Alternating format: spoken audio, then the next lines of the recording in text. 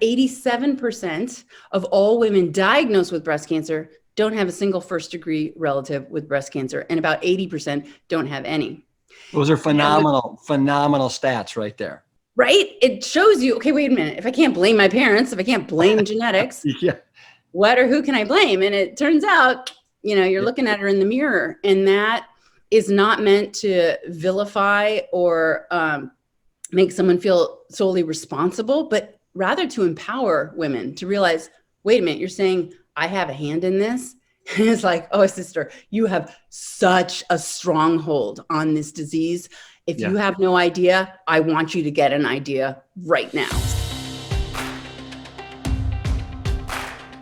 Season 3 of the Plant Strong podcast explores those Galileo moments where you seek to understand the real truth around your health and dare to see the world through a different lens. This season, we honor those courageous seekers who are paving the way for you and me. So grab your telescope, point it towards your future, and let's get plant strong together. Today's guest is Dr. Kristi Funk. She is a board-certified breast cancer surgeon and physician, a best-selling author of the book Breasts, the Owner's Manual, an outspoken women's health advocate, a regular feature on shows like Good Morning America, and best known as the breast surgeon who treated both Sheryl Crow and Angelina Jolie. This passionate doctor's mantra is God, family, and kill cancer. For the majority of her career, she thought she was doing all she could to help women fight the battle against breast cancer. But 18 years into her practice, she found herself confronted with a new truth. She learned that nutrition, specifically plant-based nutrition, undisputedly plays a huge role both in a person's predisposition to get breast cancer and in their ability to fight it. And once she discovered the truth, she wasn't afraid to do an about 180, both personally and professionally, and she literally emptied her fridge and changed her patient protocols to advise a whole food plant-based diet as the best means to live optimal lives and to thrive. This interview will empower you with facts and research, and it will debunk so many of the myths that we hear all the time, like, what about soy or alcohol or underwire bras? Dr. Funk not only embraced the truth, she has been on a mission to share it with the world. Please share today's episode with one of the millions of people that you know that have been touched by breast cancer. Thanks.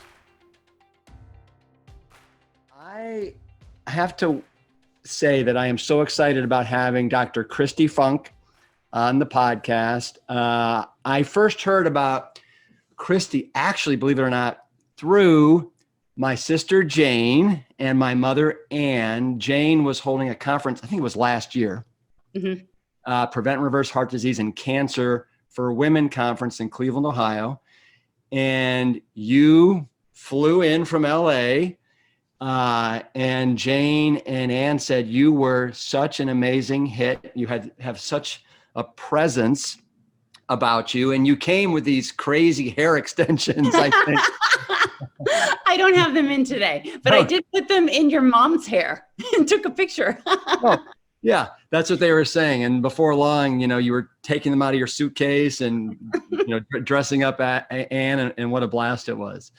Yeah, that was such a delight. And I have to tell you, I didn't realize that your father, whom I have the deepest respect for, is such an art fanatic. So I actually, without permission, snapped a photo of something really intriguing that I wanted to share with you real quick. I wanted to get your thoughts on this piece of art. It's a drawing, actually. Oh, okay.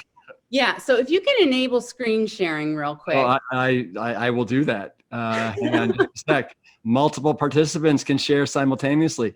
You should be able to. Okay, let's see. Here we go. And there it is. Oh, no. I just really love the long necks and the pot bellies, and everybody's so happy.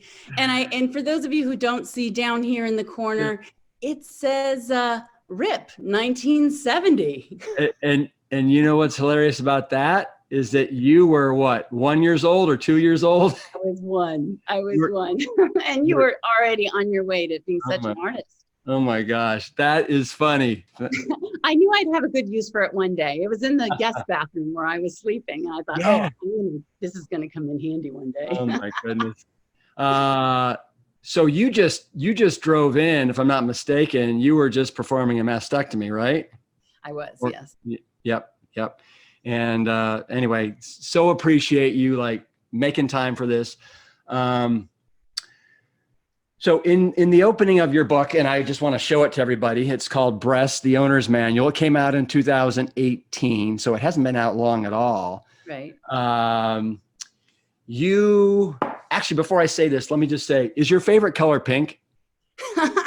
My sister's always shocked by that. When I grew up, it was only like black and brown and gray, but pink has grown on me. Okay. I would say blue is my favorite color. And why lemons on the front? What is it? I feel like lemons are innocent and cheerful and don't have that ominous presence of like, dun, dun, dun, this could be breast cancer. So it kind of demystifies breasts in this way and presents them in a sunny light that makes you want to learn more. Yeah. And it also has that connotation of making lemonade out of lemons. Yes. When life hands you a cancer diagnosis. Yeah.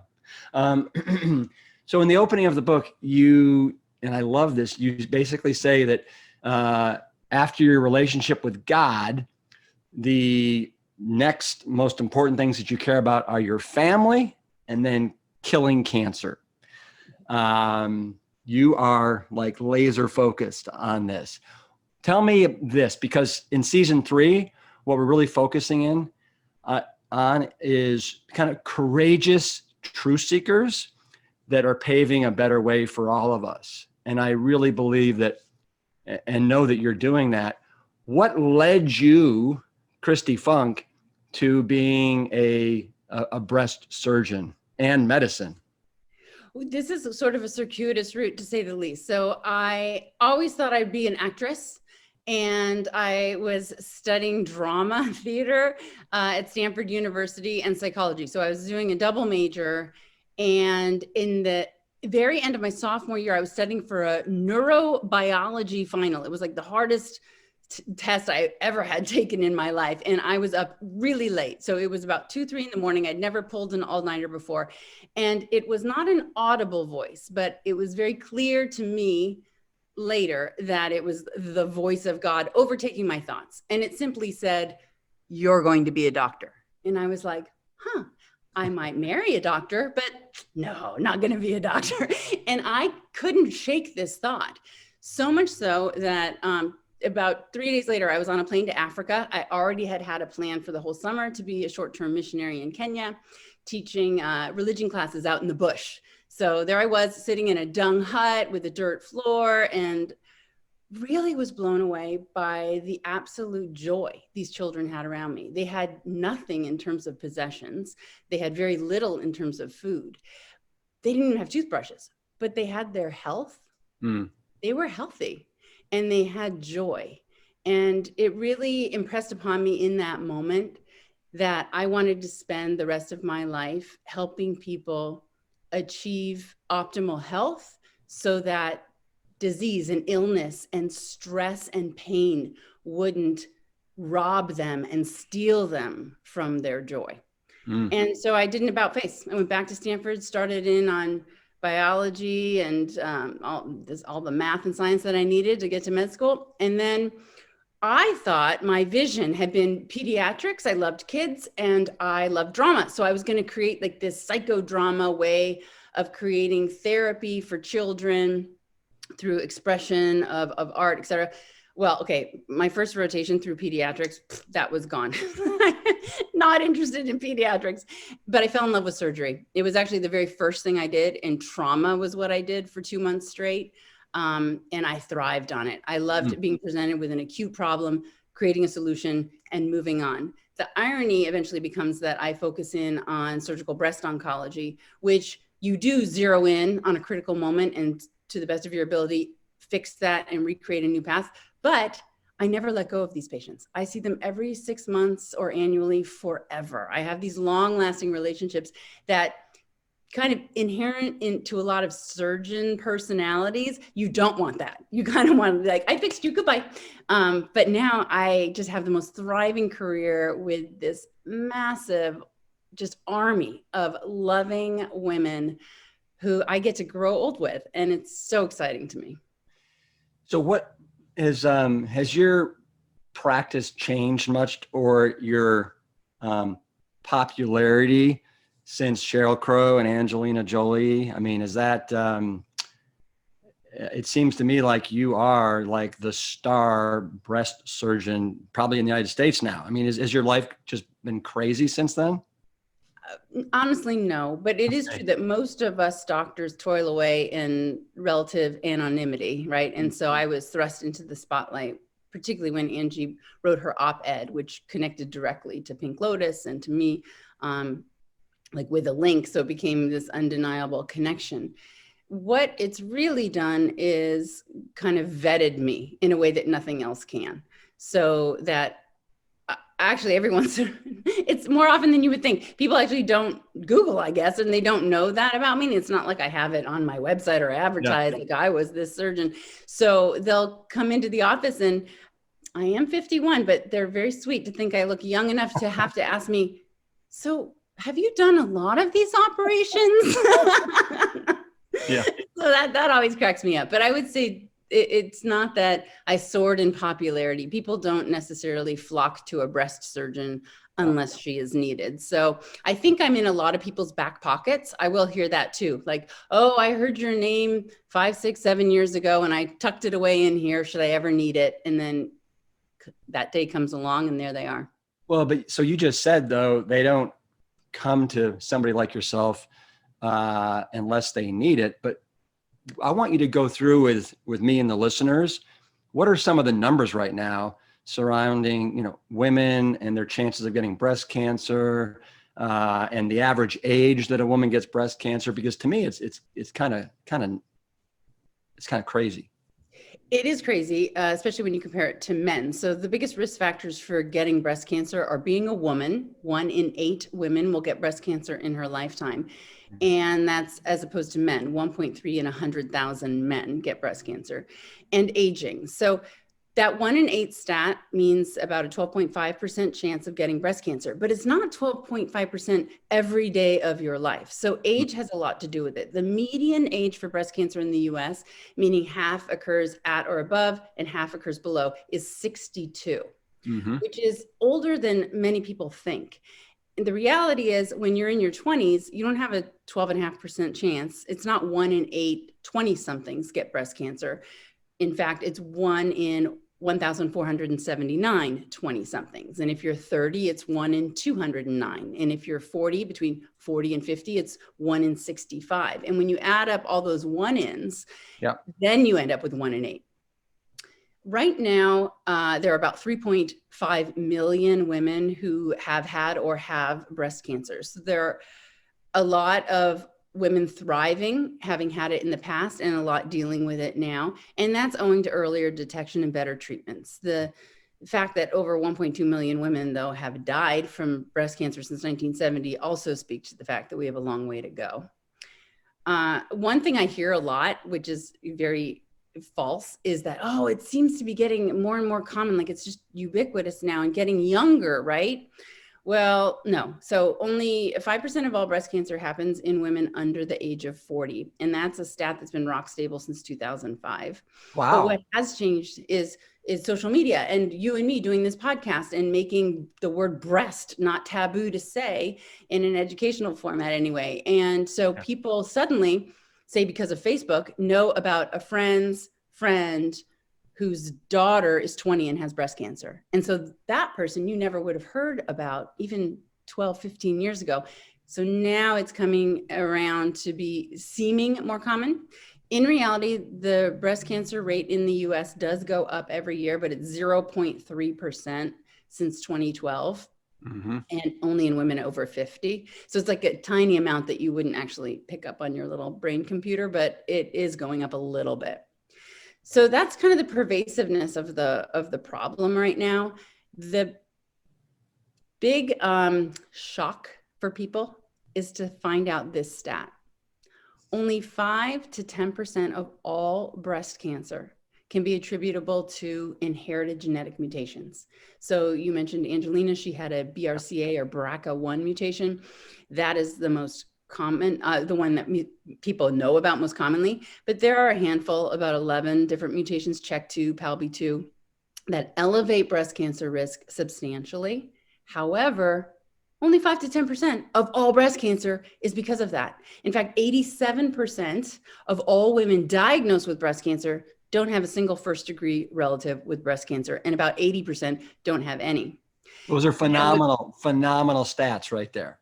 Right? It shows you, okay, wait a minute. If I can't blame my parents, if I can't blame genetics, what or who can I blame? And it turns out, you're looking at her in the mirror, and that is not meant to vilify or make someone feel solely responsible, but rather to empower women to realize, wait a minute, you're saying I have a hand in this? And it's like, oh, sister, you have such a stronghold on this disease. If you have no idea, I want you to get an idea right now. So we've got 5 to 10% genetic.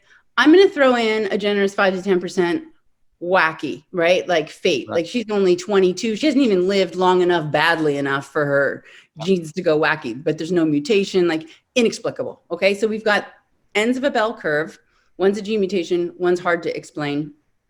That gives me a super fat 80 to 90% of all breast cancer in the middle of this bell curve that I know for a fact, because of my research steeped in science, I can prove to you that it has to do with the daily choices you make every time you lift fork to mouth. Yeah. Your diet and nutrition matter, and your lifestyle. We're talking alcohol, exercise, obesity, hormone replacement therapy, environmental toxicities, emotional stress, all of these things to a better rather than lesser degree are completely under your control. Well, and that's why I wrote the book. Yeah. And I want to get into some of those things. Absolutely. But I find it amazing that you're saying that 90% of these risk factors lie within your hands, right?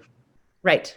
And again, it's not meant to condemn you. It's meant to empower you, to make you realize, wait a minute, I have the upper hand here, gene mutation or not.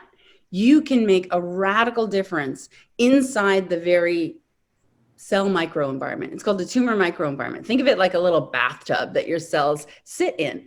And every day, what you think and don't think, what you eat and don't eat, what you do and don't do, are changing what is in that little bathtub, soaking up into a cell, pro-cancer or anti-cancer. You're choosing. Because the tub is there. Can we combat some myths that are swirling around out there before we jump into some of the best ways to prevent breast cancer? What do you see? I mean, you mentioned genes, right? And how genes, especially even if you just have the BRCA1, it's responsible for what, 5 to 10% of all breast cancer, right? Now, if you have that gene, it can be very significant, like 87% lifetime chance of breast cancer, far cry from 12.5 that we were talking about for all women. So if you have a gene mutation, there are definitely choices to be made between upping the ante with breast surveillance or getting very maximally risk reducing with very aggressive with surgery, removing breasts, removing ovaries, et cetera. But that is a small subset of breast cancer patients. But what about stuff, and I think you mentioned it in the book, like bras and cell phones, and can you actually catch breast cancer, stuff like that? Yeah, it's fun to debunk myths because people, I believe, get a little, they get paralyzed by thinking that every little thing that they think and do and breathe might contribute to cancer. When in fact, some of the most basic things we do on a daily basis contribute not at all. So you mentioned them, like bras, underwire or not. I don't care. Whatever you want to do in terms of support, I support you.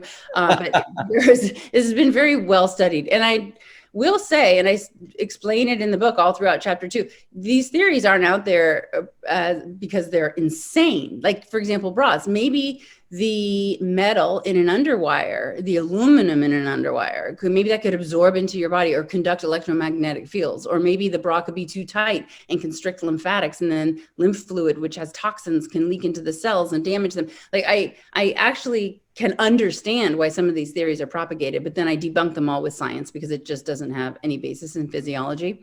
Mm-hmm. People get fearful about cell phones. They tuck them in their bra, when they're busy and they want to be hands-free, and they worry like, hey, I tucked it in my left bra cup all the time and now I have left breast cancer. Did that contribute?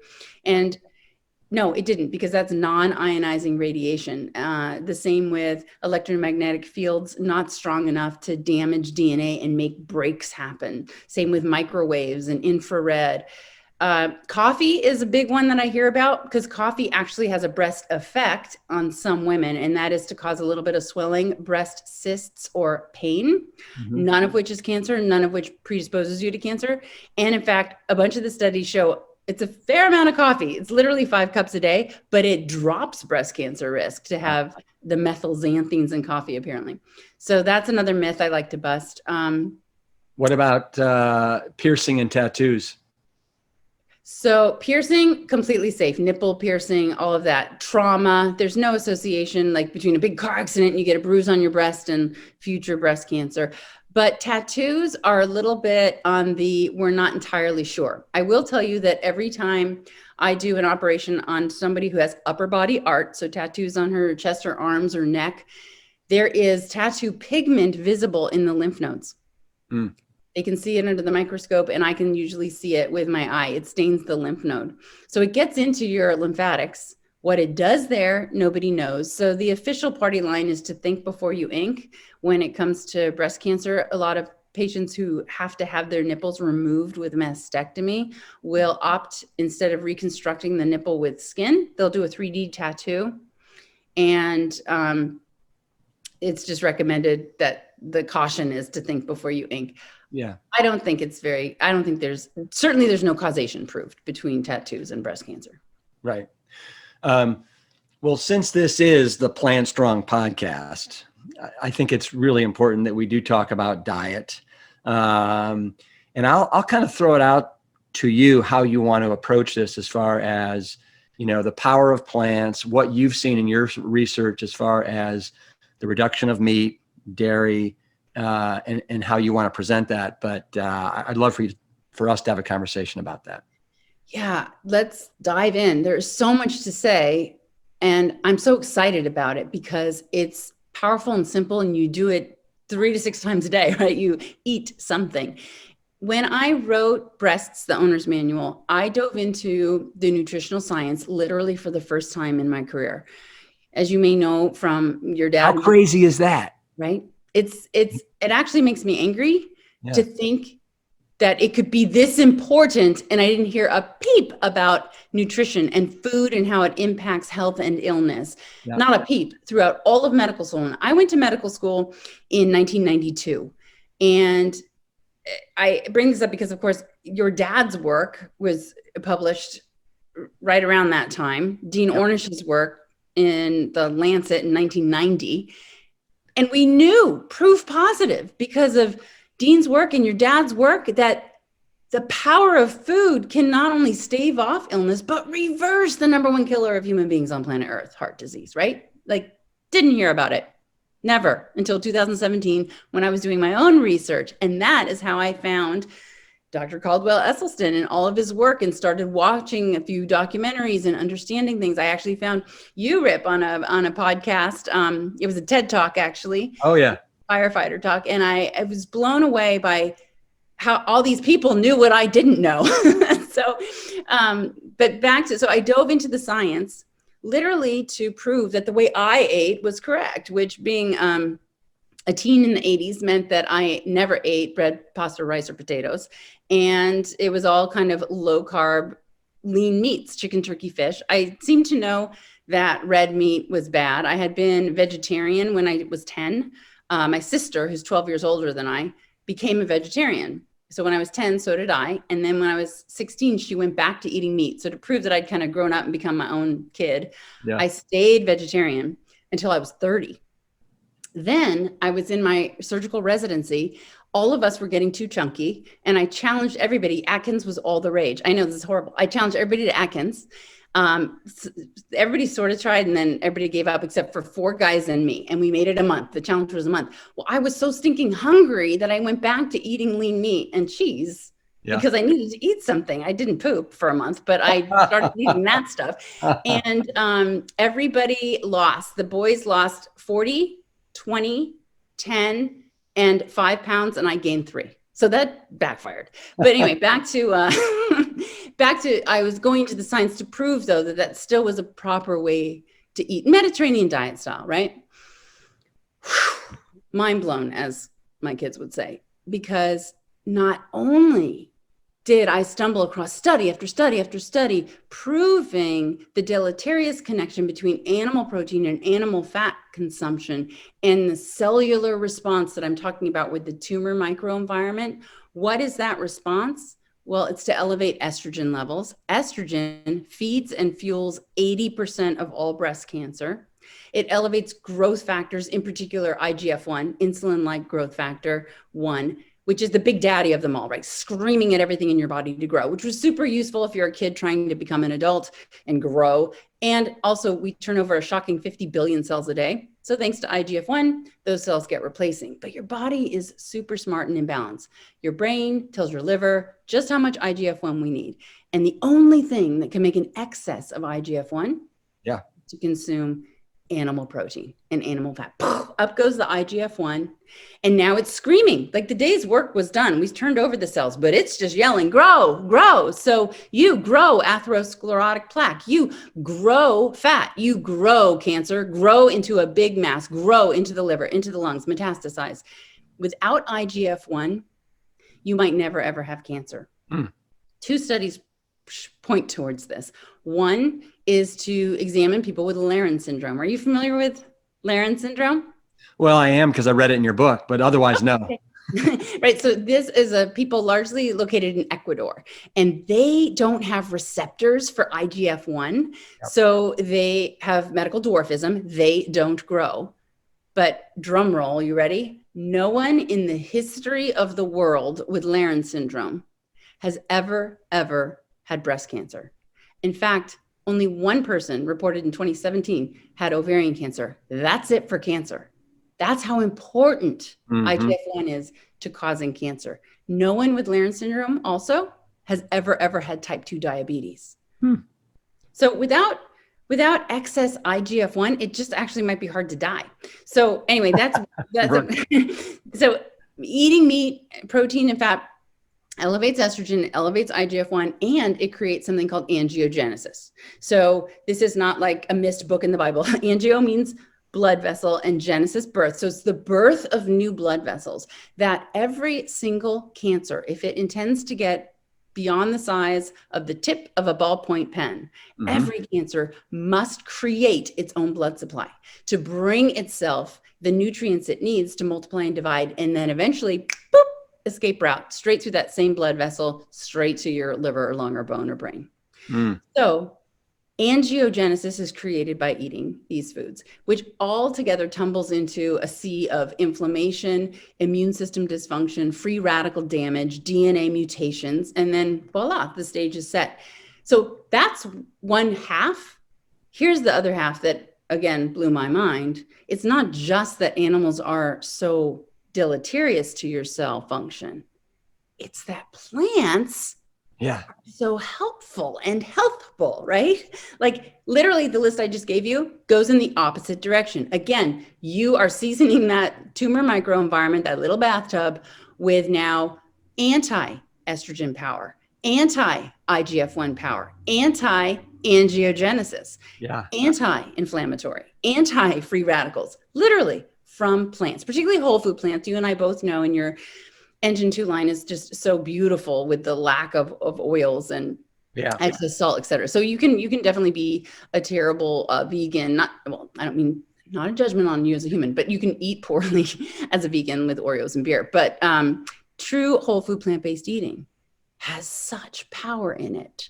There's a lot I could go into here and debunk, but there's one study in particular that I love to tell patients, and I'll tell you now, because to me, it's eyes wide open for a woman who's maybe 64 years old, on the fairly chunky side, which 72% of Americans are overweight or obese. That's a standalone risk factor for breast cancer. So she may be a little bit chunky. Now she has breast cancer. Maybe she drinks alcohol, like a glass of wine every night. And she's like, look, doc, I hear you, but it's too late for me. Like, look at me. Oh, no. And this is what I tell them. There's a study that took 50 obese women. They didn't have cancer. They just were overweight, drew their blood, checked the IGF-1 levels, checked the IGF-1 binding protein level, which is like a body snatcher that retires IGF-1 from circulation. Mm-hmm. And they took their blood, dripped it on a Petri dish, blanketed with fresh human breast cancer cells. A few cells died because they have a functional immune system. They're alive, so some cells died. Now the ladies went away and they had to follow the Preventative plan. So it was a low-fat, high-fiber, vegetarian, whole food plant-based diet. This one was not vegetarian. That's Dean's one. Whole food plant-based diet and daily exercise, which was just 30 minutes a day. And for some of them was sauntering, seriously. Like, we're not talking pumping iron and getting super sweaty. How long did they go away for? 12 days. 12 days. Whole food plant-based diet, high fiber, low fat, daily exercise, come back, draw the blood. IGF-1 plummeted. Binding protein skyrocketed. And here's the best part. They took a fresh sample of blood on a fresh Petri dish of human breast cancer cells, and 90% of the cells died on the spot. They transformed their blood into a cancer-kicking machine in less than 2 weeks. Yeah. And I liken it to people who they're like, really? Can your body be that forgiving? Can it transform that fast? It's kind of like all your life, someone's like blowing smoke in your face from a cigarette. Like, you don't know any different. But how long would it take before they just stopped and disappeared? Before you'd be like, what's that? What's fresh air? Wouldn't take long at all. And it's the same with the transformation that happens inside your body. When you transfer eating protein from animals to eating protein from plants. At Plant Strong, our mission is to educate and empower people to enhance their health by following something as simple and profound as a whole food, plant-based lifestyle. Transitioning from the standard American diet to a Plant Strong lifestyle is an absolute game changer and will be one of the best decisions you ever make in your life. Our team works to innovate smart solutions to make this way of life delicious, simple, and absolutely convenient. Be sure to visit our website at plantstrong.com, where you'll find recipes and educational content, plus our free Plant Strong Challenge, our meal planner, group coaching programs, and access to our Plant Strong foods. Live your life in full color and discover the joy. Visit plantstrong.com today and be sure to subscribe to our newsletter. It's just incredible. And so I was so blown away by what my research, it was a daily dive for like 15 hours a day. And about 3 weeks into it, I was like, I can't take another bite of salmon. And I went downstairs and I have Andy and I have, I exclude him from, I have 3 kids. Yeah. We have 3 kids. And at the time they were literally just a couple days past, they just turned 8, triplets. And I go running downstairs. I'm like, boys, come here. And they come running over to the fridge. And with great panache, I fly open the doors and I say, boys, we're going vegan. And they were like, yeah, what is vegan? But I'll tell you, we just turned on a dime. I emptied out 4 bagfuls to the brim of like my manchego, my 5-year-age Gouda, my therapy drawer of cheese, a big salmon fillet. Then you go into the freezer and you're like, oh, organic, vegetarian, veggie burgers, milk, cheese in it, right? It's everywhere. It's ubiquitous. Fill up all these grocery bags. And well, truth be told, my parents are 90 and they live a mile away, and we brought the bags to them. And I was like, here, it's too late for you. I'm kidding. I don't think it's too late for them. But honestly, that age, they're depression babies. They would never have spoken to me again if they knew I threw away that perfectly good carcinogenic food. Now, was Andy on board with this? 100%. So Andy, you'll appreciate this. He does full Ironman races. He was ranked 5th in his age group. And so he was is a serious athlete, and does Ironman races all the time, or COVID be gone, they'll come back. Yeah. And he's born and raised in Germany, where he had a much healthier diet as a child. His mom was always really alternative minded. Anyway, so before I called the boys over to the fridge, I wanted to run it by him. I'm like, you know what? I need to eat plant-based. And this was his response. Oh, thank goodness. I never ate so badly until I met you. I was like, huh? And you've been together for how long now? 12 years? Oh, it's 15 years now. So it was 12 years at the time. Well, and what do you have triplets, you said, right? And they're boys? Yes, they're all boys. And do they love being plant-based? Are they all about it? They love it. So what I did is I had them watch, all the typical Netflix movies to understand why. And so at first it was all about our own health. It was more egocentric. That was my motivation. But you're hard pressed not to immediately start understanding how dramatically you're affecting your carbon footprint and climate change, not to mention animal cruelty. Yep. And it's just an avalanche effect from there on the good that you do by eating whole food plant-based. But the kids had that kind of global view of the benefits because we watched the Netflix docs, and within a week they would come home and be like, Mom, so-and-so at school has Lunchables every day. She's so going to get diabetes. I know. Did you share with them the Game Changers? I did. We watched that. Yes. And you executive produced it. Thank you for doing that. I had a small role. Yeah. And that was a great documentary that we got out there. All right. So let's get back to, so you talk about something in your book, like, for example, Zearalenone, if you remember Zearalenone. And Can you let people know what that is and where they can find that? Sure. Let me tell you about Zearalenone. So Zearalenone is the most potent estrogen mimicker that man has ever made. And they inject it behind the ear into every cow that's born that needs to get fat fast in time for slaughter, which is in about 18 months, and we need to be 1,500 plus pounds. So it is the biggest growth promoter, and it literally has 100,000 times the estrogen mimicking potency of the BPA in plastic. So there are many women out there who are like, oh, no, I never drink out of plastic water bottles with their beef burger. So organic beef doesn't have Zearalenone. The grass-fed is plus or minus, could be. And everybody else is. So everybody else is literally 94%, according to my research, of the cattle raised in the United States. Yeah. So basically every beef burger is chock full of Zearalenone, but the plot thickens. So in 1981, in Milan, all these little boys and girls, 3 to 10 years old, started sprouting breasts in 1981.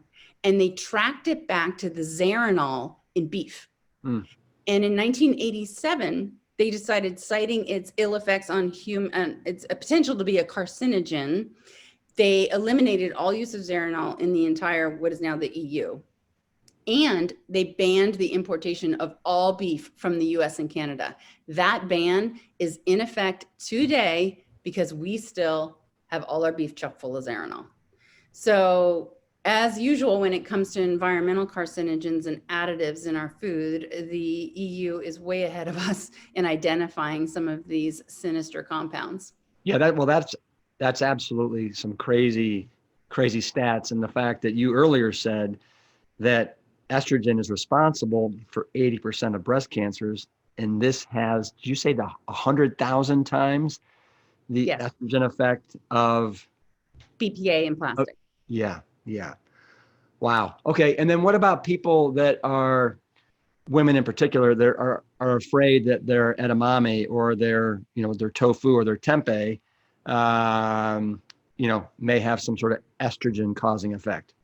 This is such a great myth to debunk. And I'm so sorry that I perpetuated this myth for 18 years as a breast cancer surgeon. Before I wrote my book, I thought I was super smart, apparently not smart at all, because now I know so much more and I have so much more power to give women in terms of their control over recurrence. But here's the real deal on soy. Soy, I knew enough to think it's a phytoestrogen. It's a plant-based estrogen. You think, okay, let me back up. 80%, as we've said, of all breast cancers have a little receptor on them for estrogen. When estrogen hits that receptor, it's going to send a signal to the cell to multiply and divide. Estrogen-driven tumors are actually less aggressive and more treatable and curable than cancers without estrogen receptors. But the big problem with soy, or so we thought, was that genistein and the other isoflavones have the molecular structure of estrogen such that they could fit into that receptor and then cause that downstream reaction of making it multiply and divide, or so we thought. This was Petri dish stuff. This was rats and mice kind of research. Until 2009, we didn't have human studies. And since then, this is going to blow the lid right off of all the soy myths. Now we know there are two estrogen receptors in your body, alpha and beta. Alpha is on the cancer cell. With 1,600% more affinity, the genistein in your soy is going to hit beta. And what does beta do? It does two fantastic things. It shuts alpha down. So if you're familiar with tamoxifen, which is a drug a lot of breast cancer patients have to take in order to block the estrogen receptor, they block it with a drug called tamoxifen, which is another estrogen lookalike, but deactivates the receptor. Soy deactivates your receptor. Soy also goes out into your peripheral fat cells. Everywhere you have a fat cell, and listen up, because this actually is the direct connection as to why being overweight and obese elevates breast cancer, occurrence, recurrence, and death. So everywhere there's a fat cell, there's an enzyme called aromatase. This enzyme is busy all day converting precursor steroids that come from your adrenal gland, which you're never going to get rid of. So you've always got testosterone, androstenedione. These things are getting converted into estrogen, which can then feed and fuel your cancer. Soy inhibits the aromatase enzyme, the same as a whole nother category of drugs that we give women. So if this is true, the studies should point toward decreases in breast cancer. And in fact, we've got amazing studies with high volume of women. One of them is the Shanghai Women's Study, 73,000 Chinese women. Those who were the highest versus lowest soy consumers had 59% less premenopausal breast cancer. Now, this is an interesting thing about these studies that I'll run through. When I say high versus low soy consumption, for the most part, we're talking 1.5 servings a week. Versus less than that. It's not even, I advocate for 2 to 3 servings a day, which also slashes prostate cancer by 70%. Okay, so another really great study, because it was in American Asian women, but still Asian. So I'll get to multi-ethnic, but I can't believe how well you know your studies. I mean, it is really remarkable. And I guess you use it to back up everything you say. I do. I like to be bulletproof, which is why the book. So when I went into the science on soy, that's when I realized I was so embarrassingly wrong. I went to pull the studies to prove that I was right, that you should spit the miso out of your mouth. So it does make me delightful to be married to, because I like to be right all the time. But it did make me into the doctor that I am today. That I must be backed in science if I'm going to publish this out in the world. So the other big study that I loved about showing that soy decreases breast cancer occurrence is in American Asian women. And they, again, only had 1.5 servings a week versus less than that. And they had less than 58% adult onset breast cancer. So this was in childhood. So if they consumed 1.5 servings a week in childhood, they had 58% less breast cancer as an adult. That points toward how important nutrition is in our adolescents. They are so much at the mercy of what is in their own refrigerator at home. They're not old enough yet to really make any thoughtful choices. And we as parents hold all of that power to make their futures as healthy as possible by providing them with these foods. The same kind of studies point toward like higher vegetable intake in youth leads to less prostate and colon cancer later. It's astounding how important good nutrition is at the earliest possible moment, which would be birth. Another favorite study, because it points toward the power of food, even in the presence of those mighty mutations. So there was a study on Korean BRCA mutation carriers, high versus low soy consumption, 43% less breast cancer in a BRCA carrier. Now, I'm not ready to say that I can overcome a BRCA mutation by teaching you diet and lifestyle changes, but if we could only get those studies out there, we might be able to create a regimen that doesn't involve removing breasts and ovaries. Right. So all of that I've just said points toward, okay, if you consume soy, you'll have less breast cancer in your life. But wait, what if you have breast cancer? Now you're getting risky, right? Especially if it's estrogen driven, shouldn't you shy away from soy? So back to our alpha and beta receptors, keep that in mind. And the answer is a shocking, resounding, very loud no. You want to purposefully consume soy. So one study looked at estrogen driven women with estrogen driven tumors on tamoxifen. So they were taking that estrogen blocker, and when they had high versus low soy consumption, 60% less breast cancer. All right, maybe it's really all the tamoxifen. Okay, then let's look at another study that is only estrogen negative cancers, doesn't care about estrogen at all, or estrogen driven cancers, they're not taking tamoxifen. This also blew my mind, 32% less mortality. So not just recurrence, a 32% drop in death from breast cancer in an estrogen driven tumor just because they ate the soy. And then there was a 51% drop in the estrogen negative group. So I say that to point toward these anti-neoplastic powers within soy that go beyond the whole estrogen equation. Yeah. And they are anti everything we were talking about. They're anti-angiogenic, anti-inflammatory, and it's all inherent in the soy. So all of the human studies to date show somewhere consistently, it's always around this magic 32% decrease in recurrence and mortality for high versus low soy consumption, but sometimes even higher numbers come up. So there you have it. Soy it up. Yes, soy it up. Block those hormonally active compounds with the soy. What's your opinion? Because in all my books, I talk about how, we are fans of soy, but we want it to be in more of its whole state, less of its unprocessed state. Do you have an opinion on the soy burgers, the soy dogs, the soy nuggets that are composed of mostly soy protein isolates and concentrates? Yeah, they've been so divorced from their nutritionally intact components that while it probably isn't the soy protein isolate itself that is going to be harmful, it's everything else that's packed in that, because nobody just scoops that out of a jar and eats it, right? It's always with the oils and the other things that are coming in these highly processed meat-like substitutes. So for sure, if you want to get all the power out of your soy when it comes to anti-cancer power, you want to be consuming it. Honestly, these studies were minimally processed, but your typical stuff. We're talking tofu, soy milk, edamame, soybeans. But if you want to bump it up a small notch, you want to do the fermented soys, tempeh, miso, natto, and tamari.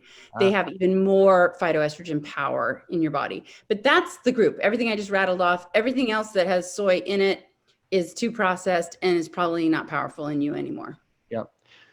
All right. We just talked about soy. I would love for you to talk about alcohol, because it seems like Americans really love their alcohol. There's this whole, French paradox thing, rolling around out there, Mediterranean. I need my glass of wine, for heart health, for overall health. Where do you stand? Well, there's no question. I mean, even the IARC, the International Agency for Research on Cancer, says that it's a class 1 carcinogen. So alcohol is a carcinogen. What it does is multifold. And when it comes to breast cancer risk, let's kind of zoom in on that. So it creates acetaldehyde, which is a carcinogen. Even if you just swish and spit that alcohol, you're going to swallow acetaldehyde down, and then your liver makes more. So that's not good. It impairs your immune function. So obviously your immune system is going to seek out and tag cancer cells for destruction, and it impairs the ability for your own cells to recognize intruders or morphed cells. And it increases, estrogen levels. So that's a bad actor, as we've just hammered through. But really the main driver from alcohol to cancer formation is that it inactivates an enzyme called MTHFR, which sounds like a super bad word, but MTHFR methyl tetrahydrofolate reductase converts folic acid from a vitamin or folate from your leafy greens into methylfolate. Methylfolate is the active form that babysits the DNA as it divides. So if there's a DNA break or mutation, similar to a BRCA, everybody has BRCA genes. They work when you have a BRCA mutation or when you don't have your methylfolate, the mutation is like, sorry, like good luck with that one. So your methylfolate gets whacked every time you drink. So there's a study, the Nurses' Health Study, looked at, it had a subset of about 5,000 women that were daily drinkers, one or more drinks a day. And in those who consume 600 micrograms of folate, so it's kind of like enough to overwhelm your impaired enzyme, so you're making enough methylfolate. So all of them are drinkers. Those who had 600 micrograms of folate a day had 89% less breast cancer. That's how important a driver this whole methylfolate thing is. But what is the true risk to you if you drink? So if we take our teetotaler, our non-drinker, and make her the neutral risk, and then you think about your drink. So 5 ounces of wine equals 1.5 ounces of hard liquor equals 12 ounces of beer. Yep. That's 14 grams. That's a drink. A drink a day increases breast cancer by 10%, 2 drinks a day, 30%, 3 drinks a day, 40%, and onwards and upwards from there. So even the American Cancer Society, however, does say that if you choose to drink, so you're not supposed to start drinking because you think you heard it was heart healthy or something like that. But if you are already drinking, they say to limit alcohol to no more than 1 a day for women and 2 a day for men. And I would echo that if you choose to drink, there are a couple of redemptive qualities in and only in red wine. So 4 to 8 ounces of red wine in some studies has shown actually a decrease in all-cause mortality, but more importantly, what's in it is resveratrol, really potent anti-carcinogen. It's very, there are studies in the US right now using resveratrol as a standalone anti-cancer agent. Yeah. So, but you get it out of the skin of red grapes, the kind with the seeds. So you certainly don't need to drink to get your resveratrol, nor do you need to buy a pricey supplement. You just need to chomp on the skin of red grapes. And red wine is an aromatase inhibitor, which if you've been listening thus far, know that's the enzyme in your fat that's making estrogen. So red wine will actually decrease your estrogen. So that's sort of where I stand. So it's best not to drink at all. If you choose to drink, I would only favor the red wine. Do you drink at all? I do. We have red wine now and again. Now and again, yeah. So what's your favorite beverage of choice in your house? Is it good old H2O, water?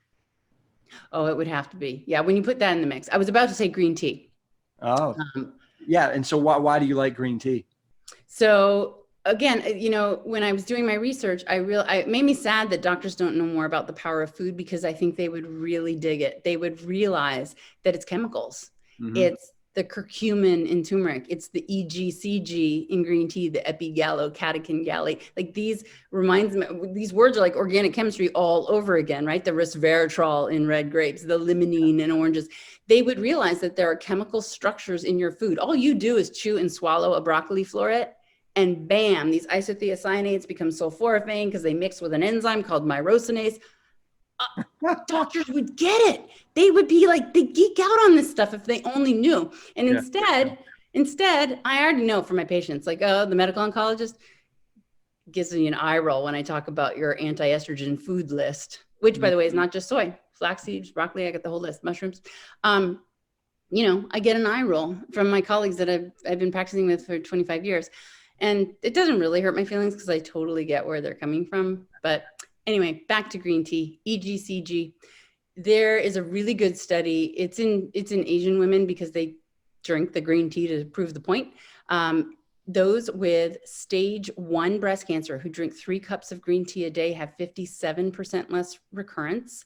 And stage 2 breast cancer, 3 cups of green tea a day, 31% less breast cancer. That's powerful. And that's just from the tea. Imagine if you just put it all together. You have the tea with your tofu. It's really just astounding to me. But I don't actually like green tea. So I have this ancient matcha powder that we actually sell in our online store. that I scoop into. It's sourced from Japan, high quality.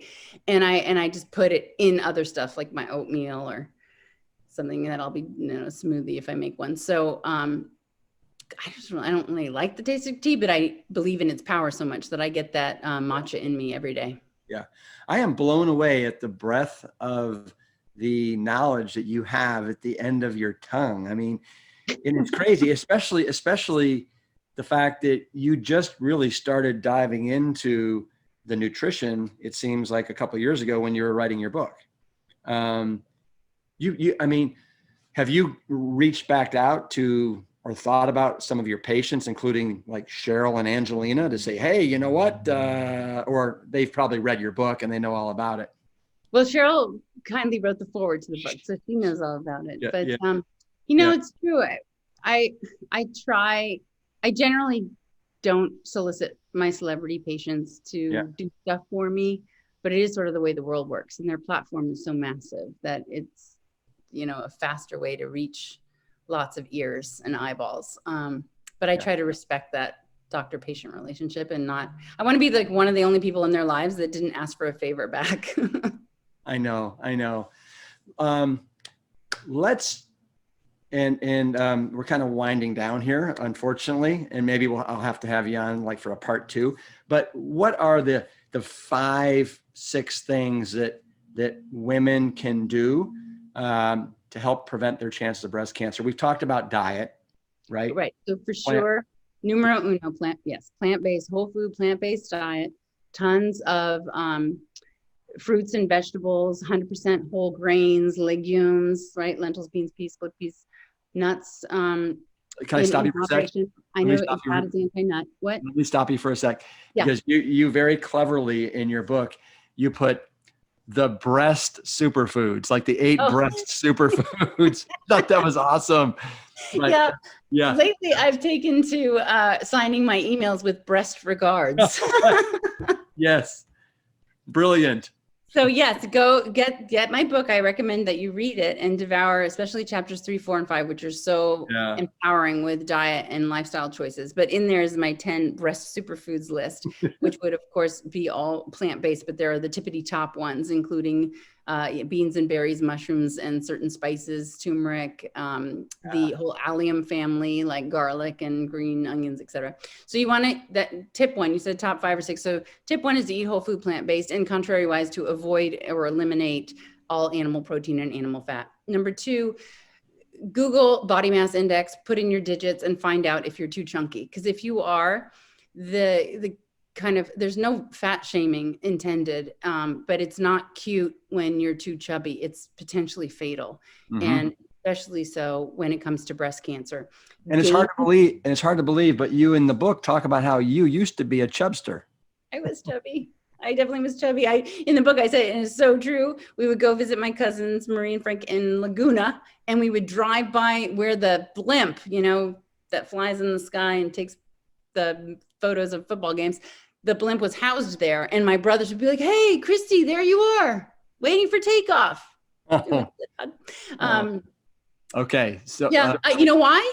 And God bless my parents. And we did have fruits and vegetables, lots of them. But at the same time, we literally top shelf in the cabinet, ho-hos, ding dongs, Twinkies. This is how I grew up. My favorite sandwiches were bologna and liverwurst. When I went to McDonald's, I would have a Big Mac and fries. And I, honest to goodness, ordered the strawberry shake because I thought it was healthier than chocolate, but I really wanted the chocolate. Okay, so that's, I ate like that. So keep your body mass index under 24.9, 18.5 to 24.9. That's the sweet spot. And your whole body will be so much happier if you get to that weight and stay there. Tip 3, exercise. How much and how hard? You know what? If you are a couch potato and you just get a cup of coffee and saunter around the block and that's what you can do today, go do it. And that's great. And then try to go half a block more tomorrow. But if you are an exerciser and you want to understand what is truly scientifically shown to reduce risk.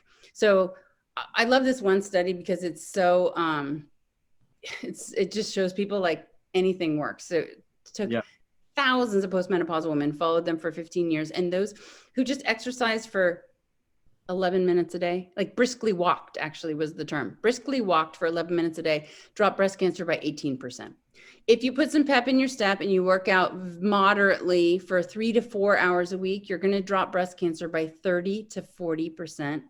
And for every hour after 4 hours, you're going to be dropping your breast cancer risk by 47%. So it's powerful. It decreases estrogen levels and it supports your immune system function, are the main mechanisms why exercise decreases breast cancer. Move that body. Exactly. Yeah. Bust a move. So 5 hours a week, if you can carry on a conversation, that's my barometer. 2.5 hours a week, if it's super sweaty, can barely answer, a question. Yeah.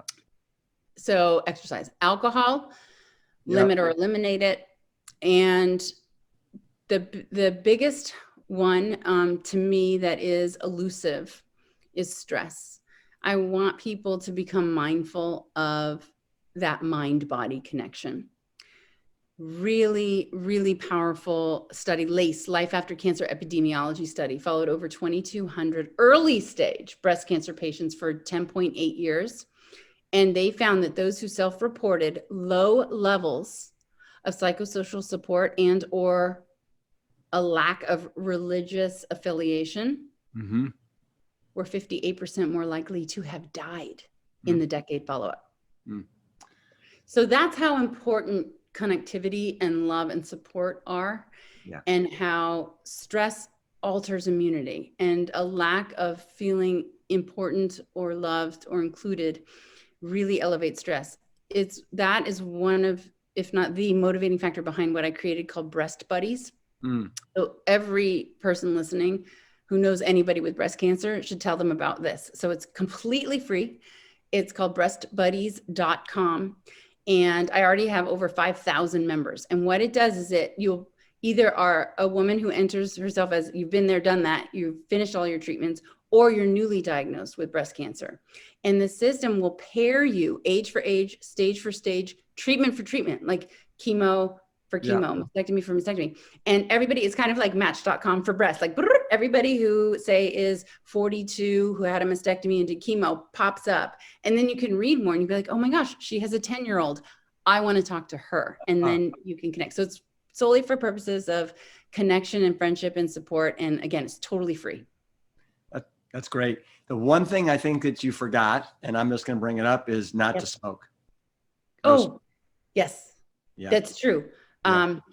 You know what? Interestingly, the connection between breast cancer and smoking is there, but only in like certain circumstances. Basically, a lot of pre-pregnancy smokers will get breast cancer later. Wow. Yeah. Or really heavy. But interestingly, is there something, you didn't hear it from me, but the tar is like carcinogenic, but the nicotine is somehow like maybe anti-estrogen.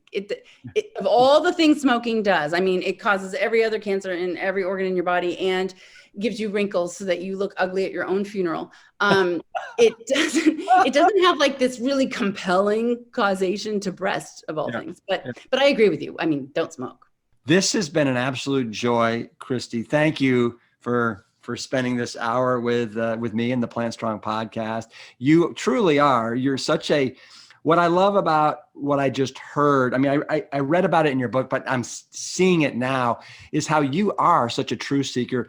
And you were not afraid to basically give up the life that you knew and that was very comfortable, right? And move on to something that was shown, that for whatever reason you explored it and you discovered it and you owned it, and now you're getting the word out. It's so awesome. And I really appreciate the opportunity to be on your podcast, Rip. You've really been an inspiration to me from the beginning of my veganism, and thank you for creating this season's podcast theme, of people who are paving a way. And I can't wait to see who else you have on. Stay tuned. All right, Krista. Hey, will you do the sign off with me? Just follow me. All right, ready? Peace. Peace. Engine 2. Engine 2. Keep it plant strong. Keep it plant strong. All right. See ya. Isn't she incredible? As Dr. Funk shared, when you understand the beautiful connection between nutrition and health, it becomes empowering And I hope that's how this episode has made you feel. Empowered with the knowledge that you have infinitely more control than you ever thought you had, that genetics don't necessarily determine your destiny, and those things that we've been told all of our lives about health and nutrition may simply not be true. The message that I want you to take away from this episode is that it is never too late to make dietary and lifestyle changes, and that nutrition can have a dramatic impact on your long-term health, especially as it relates to breast cancer risk. Let's all keep learning and keep truth seeking. And along with fabulous experts like Dr. Kristi Funk, we're here to help. Thanks for listening.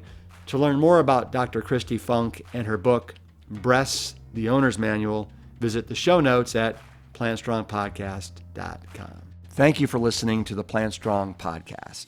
You can support the show by taking a quick minute to subscribe, rate, and review at Apple Podcasts, Spotify, Amazon Music, or wherever you listen to your favorite shows.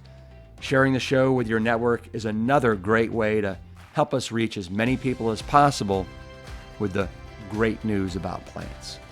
Thank you in advance for your support. It means everything to me. Have you had your own Galileo moment that you'd like to share? What happened when you stepped into the arena and shed the beliefs that you thought to be true? I'd love to hear about it. Visit plantstrongpodcast.com to submit your story and to learn more about today's guests and sponsors. The Plant Strong Podcast team includes Carrie Barrett, Lori Kordowich, Amy Mackey, Patrick Gavin, and Wade Clark. This season is dedicated to all of those courageous truth seekers who weren't afraid to look through the lens with clear vision and hold firm to a higher truth. Most notably, my parents, Dr. Caldwell B. Esselstyn Jr. and Ann Cryle Esselstyn. Thanks for listening.